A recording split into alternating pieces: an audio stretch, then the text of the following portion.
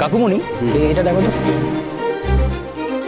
তোর কোনো সেন্স নেই না, কার দিকে তাকিয়েছে তাই তো বোঝা যাচ্ছে। হ্যাঁ পছন্দ হলো কাউকে? চলছে না, পছন্দ করে ফেলতেই হবে। এই যে 15 দিনের জন্য আসছে, একেবারে বিয়ে দিয়ে তবে ছাড়বো, অনেক হয়েছে।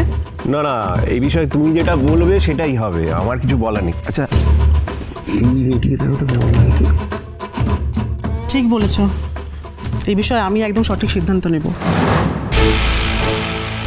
বেশ লাগছে, বেশ লাগছে। সুন্দরী, সুলক্ষণা,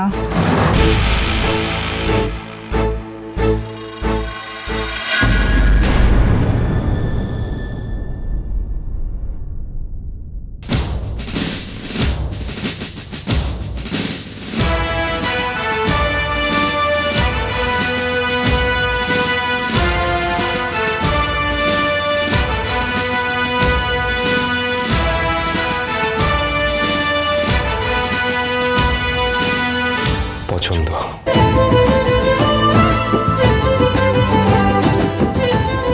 আরে বড়দা ভাই, আরে কেমন আছিস তোরা? কি সারপ্রাইজ দিলাম, একদিন আগেই ছুটি পেয়ে গেলাম।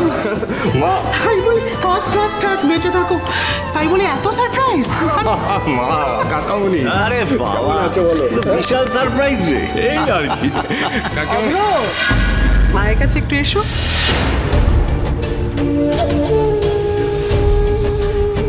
এসো। তাহলে আমাদের পছন্দই পছন্দ।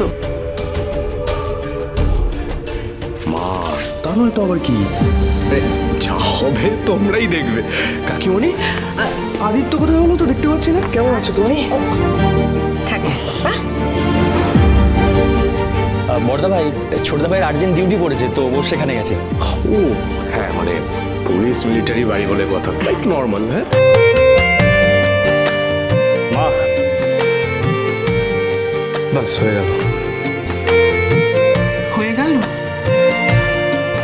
আমার পছন্দ তো, তুমি দু একজনকে দেখে নাও। কি দেখবো বলো তো, কাউকেই আমি চিনবো না, একেই দেখাও।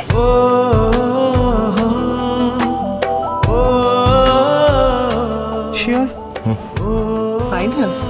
বাহ বাহ বাহ বাহ, আমার দুই দাদাই দেখছি মেয়ে একেবারে পছন্দ। একেবারে পছন্দ মানে?